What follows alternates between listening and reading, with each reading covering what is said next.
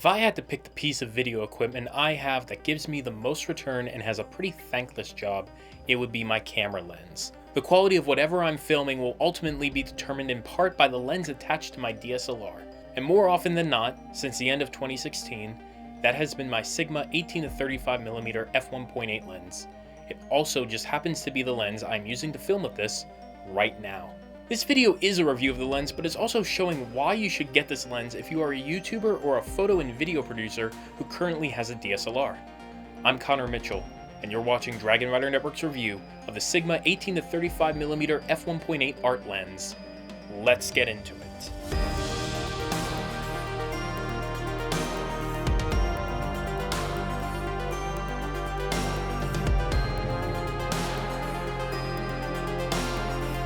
So this lens was introduced back on April 18th, 2013, and not only was it quite a wide lens to have an aperture as fast as f1.8, but it was also the world's first zoom lens that was able to keep that aperture while zooming. Lenses like the Canon 24-70mm f2.8L lens could keep a low aperture while zooming as well, but nothing like what Sigma did with this. Taking a look at the hardware of this lens, the first thing you will notice as soon as you pick it up is that it's quite heavy. It has 17 lens elements inside and comes in at 1.79 pounds. For reference, the Canon Rebel T3i comes in at only 1.26 pounds, and the Panasonic GH5 comes in at just 1 pound even. That means for handheld and gimbal shots, you are going to need to take into account how front heavy your camera is now going to be. I've had plenty of days where if I was shooting with my T3i or my GH5, the weight of just the lens was enough to get my arms tired.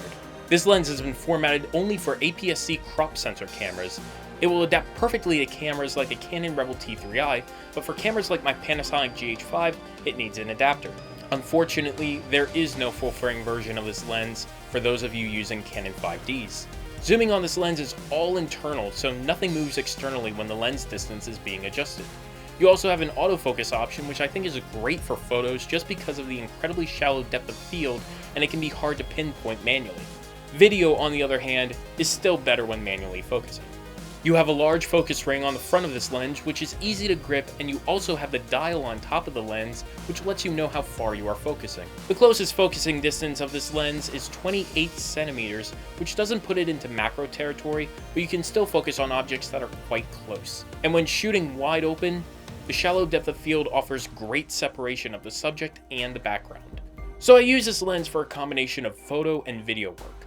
Let's see how it handles in the world of photography. In your photos, you're going to get that shallow depth of field when shooting wide open at f1.8. The photos won't be as sharp as if you were to step down to f2 or f2.8, but working in post clears that problem up almost every single time.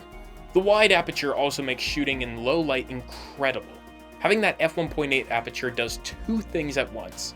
One is you get to shoot at faster shutter speeds, which means less blurry shots either from the subject moving or with you shaking the camera if you are shooting handheld, as I often do. This means the lack of image stabilization shouldn't severely impact shooting handheld with this lens. And two is that you also then get to shoot at a lower ISO, which keeps the photos from getting too grainy when shooting in low light. This especially becomes noticeable when you have areas with a lot of darkness. For me, taking portraits of people is where this lens shines due to the blurry backgrounds with the wide open aperture. But I have also seen this lens shine in situations of shooting landscapes and other events where low light is a factor to be taken into account. Now, it's time to move on to video. Like I said at the beginning of this video, this lens is pretty much built for YouTubers looking to drastically boost the quality of their videos. Just like for photos, you can shoot wide open, which not only gives you that shallow depth of field, but it also makes working in low light situations much easier. So even if the space you are shooting in isn't lit like a backlot studio, you will still be able to get very good looking images.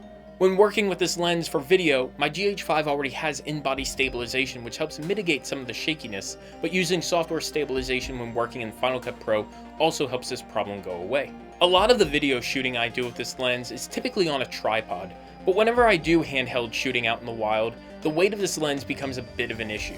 That is one of the reasons why it's not usually my go-to lens for video unless it's a very low light situation. Another reason is that having a zoom of 18-35mm is good when you are shooting photos and want a bit of range, but when I'm running all over the city shooting video of things that may be ranging from very close to very far away, it's not nearly as effective to have this lens do the shooting.